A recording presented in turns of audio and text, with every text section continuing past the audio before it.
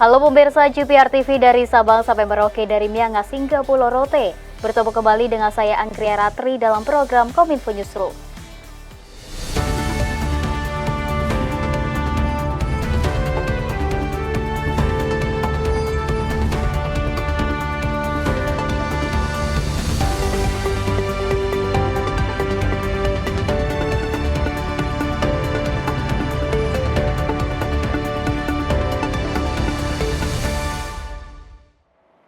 Kita ke informasi yang pertama pemirsa. Ketua Satgas Perencanaan Pembangunan Infrastruktur IKN Kementerian PUPR Imam Ernawi menyebutkan penyediaan air bersih untuk diminum sudah bisa masuk ke Ibu Kota Nusantara pada 17 Juli mendatang.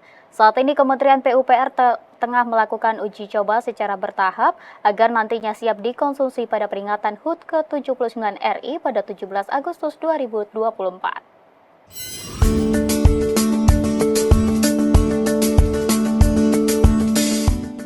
Kementerian PUPR menargetkan penyediaan air bersih untuk diminum sudah bisa masuk ke Ibu Kota Nusantara pada 17 Juli 2024. Ketua Satgas Perencanaan Pembangunan Infrastruktur IKN Kementerian PUPR Imam S. Ernawi dalam konferensi pers Forum Merdeka Barat 9 menjelaskan bahwa untuk menyediakan air bersih tersebut pihaknya tengah melakukan commissioning atau pengujian air bersih secara bertahap untuk mengecek sistem sehingga jika ditemukan sistem yang kurang baik maka bisa langsung diperbaiki.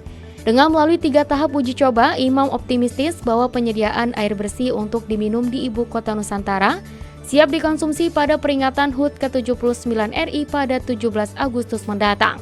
Dan air minum ini sekarang sudah proses mulai test and commissioning juga, walaupun masih tahap 1. Kita mencoba test and commissioning ini sampai tahap 3, di mana tahap 3 itu kurang lebih selesainya tanggal 17 test and commissioning ini. Ini semua sudah, kenapa kita buat bertahap? Untuk tadi mengecek kalau di sini sistemnya kurang baik. Pemirsa, Presiden Joko Widodo melakukan kunjungan kerja ke Provinsi Lampung, Kabupaten Lampung Utara, dan Lampung Selatan. Agenda kunjungan Presiden kali ini meninjau fasilitas kesehatan hingga meresmikan gedung Jokowi Learning Center SMA Kebangsaan.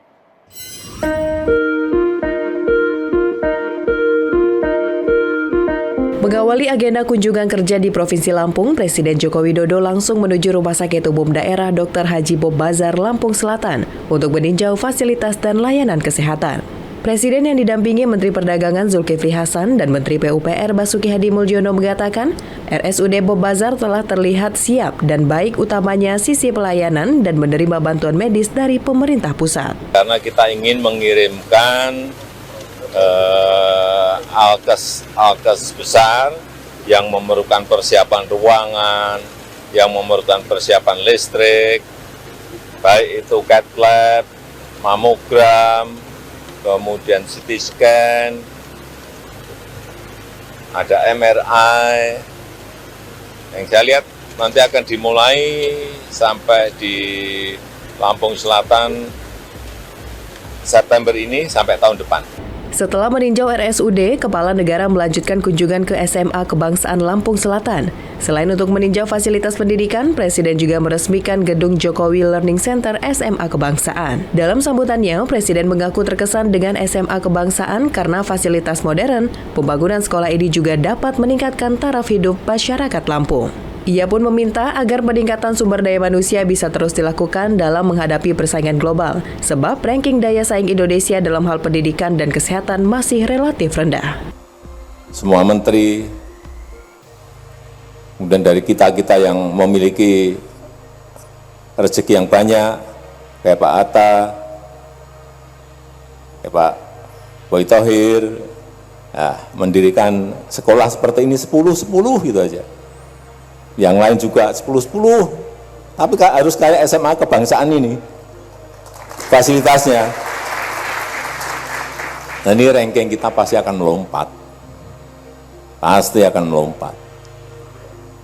dan kita akan memiliki SDM unggul yang dibutuhkan negara ini. Karena sudah sering saya sampaikan, ke depan negara yang cepat itu akan mengalahkan negara yang lambat, bukan negara besar mengalahkan negara kecil, enggak. Bukan negara adidaya mengalahkan negara yang kecil, enggak. Tapi negara yang cepat akan mengalahkan negara yang lambat. Presiden Joko Widodo meminta Badan Pengelola Dana Perkebunan Kelapa Sawit untuk meningkatkan produksi industri berbasis kakao dan kelapa. Hal tersebut dilakukan guna meningkatkan industri kakao untuk memenuhi kebutuhan kakao nasional.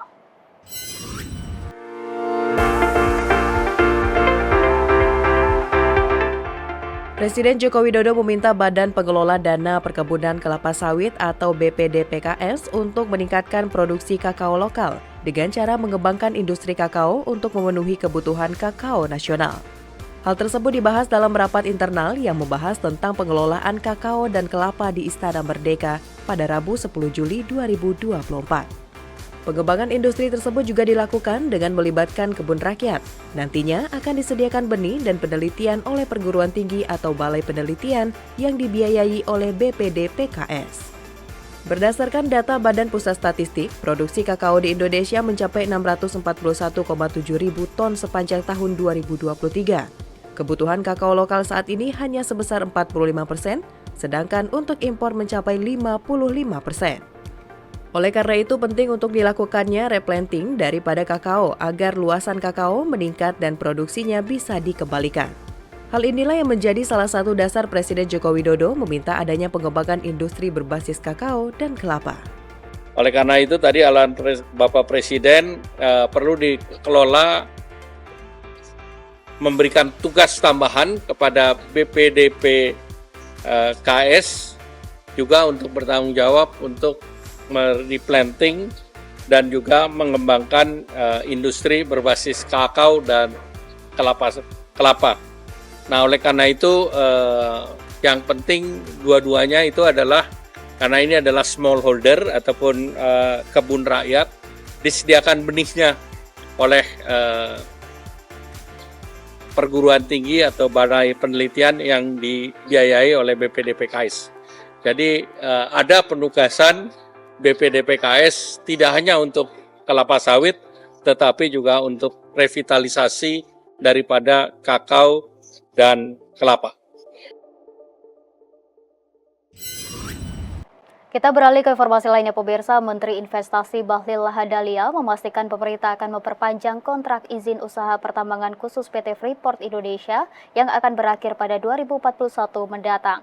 Hal itu diungkapkan dalam sesi kuliah umum di Institut Pemerintahan Dalam Negeri di Jatinangor, Subang, Jawa Barat. Menteri Investasi sekaligus Kepala Badan Koordinasi Penanaman Modal Bahlil Lahadalia mengatakan bahwa perpanjangan kontrak izin usaha pertambangan khusus PT Freeport Indonesia yang sejatinya akan berakhir tahun 2041 terbit sebelum pelantikan Presiden terpilih Prabowo Subianto. Kendati demikian, pemerintah melalui Kementerian Energi dan Sumber Daya Mineral masih membahas detail terkait perpanjangan izin, terutama dengan mempertimbangkan tambahan pendapatan dan manfaat bagi negara. Salah satu syarat yang diminta pemerintah kepada Freeport adalah menambah kepemilikan saham pemerintah di perusahaan tambang itu sebanyak 10% atau menjadi 61%. Freeport ke depan akan kita melakukan proses perpanjangan. Karena 2041 selesai, kalau tidak, siapa yang mengelolanya? Terus sekarang sahamnya negara sudah 51%. Nah, dalam perpanjangannya nanti akan kita urus sebelum pemerintahan selesai, itu kita tambah saham 10%. Jadi total saham negara Freeport itu sebesar 61%. Bahlil juga memastikan di tahun yang sama dengan perpanjangan izin usaha pertambangan khusus PT Freeport Indonesia, pemerintah sudah balik modal atau break-even point alias sudah untung dari pembelian 51% saham di 2018 lalu.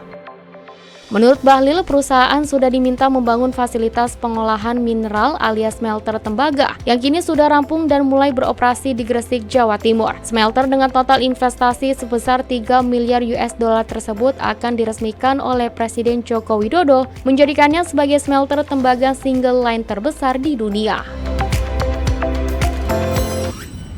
Pemirsa, sejumlah informasi akan kami hadirkan usai jeda pariwara berikut ini, tetaplah bersama kami.